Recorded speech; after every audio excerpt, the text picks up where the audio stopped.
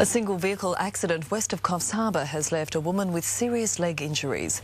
The 40-year-old was airlifted to hospital after losing control of her vehicle on the Arara Way this morning. There was a single occupant in the vehicle. It's left the road and impacted a tree, causing some fairly major damage to the vehicle and some lower leg injuries to the female driver. A P-plate driver has been charged after allegedly doing double the speed limit on a Central Coast road.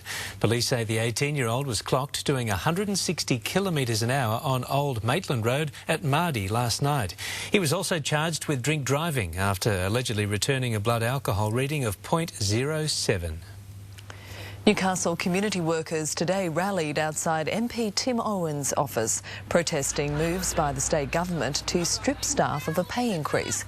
They're among 30,000 workers from the public's social and disability industry who say the state government has turned its back on moves to address equal pay. Community workers in the non-government sector deserve to be paid the same as government workers doing the same jobs. Meanwhile, talks over Fairfax plans to shift 41 Newcastle Herald editorial production jobs to New Zealand have been extended until Thursday. Ask any retailer how is business, and universally they'll tell you times are tough. In Merewether, a hardware store open for 74 years is shutting down to make way for a supermarket, and the owner is blaming skyrocketing rent.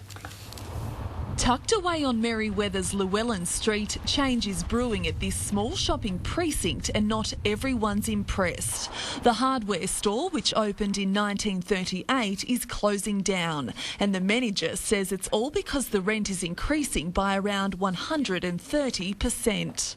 Owners buy buildings and buy property and they have their own agendas and yeah, you can be squeezed out. The store will open for the final time on June 24. The doors closing on 7 jobs. An IGA supermarket will open in its place. The street is no stranger to controversial development. Last year, an Aldi development was knocked back across the road after the community fought against it.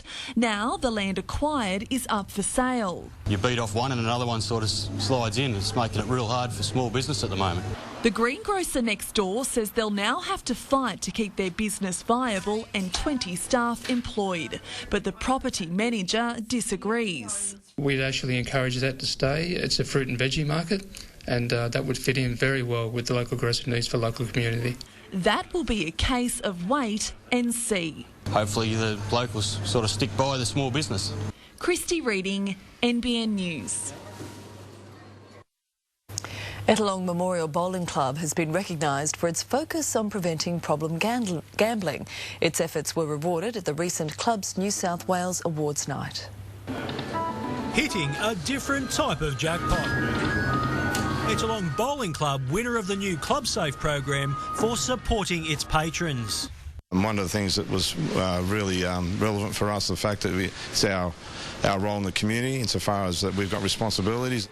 Establishing a self-exclusion zone was just one step in the process of helping to prevent problem gambling.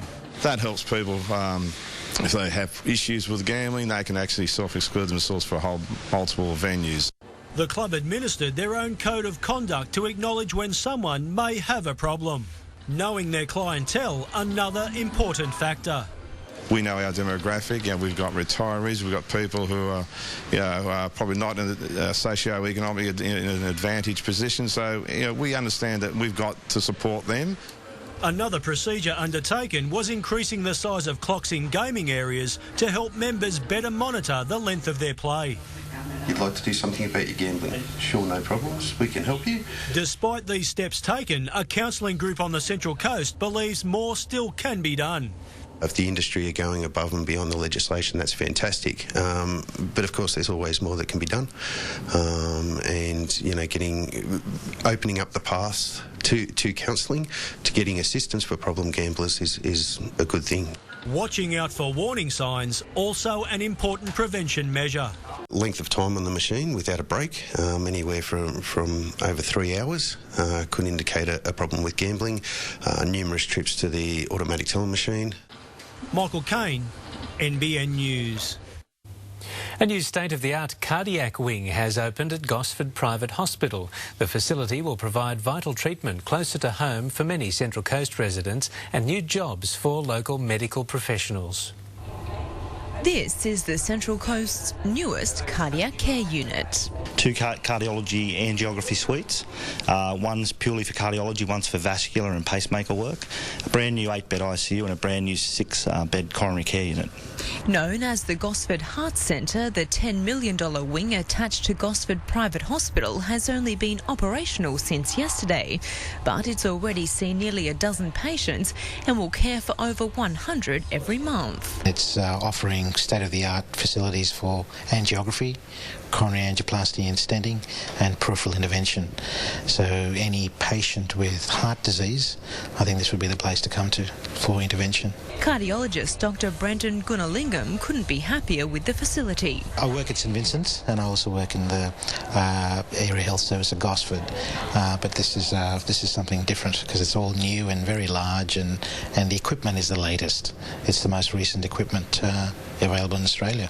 The Heart Centre has also created a number of new nursing, cleaning and catering positions for locals. Kimberly Hardcastle, NBN News.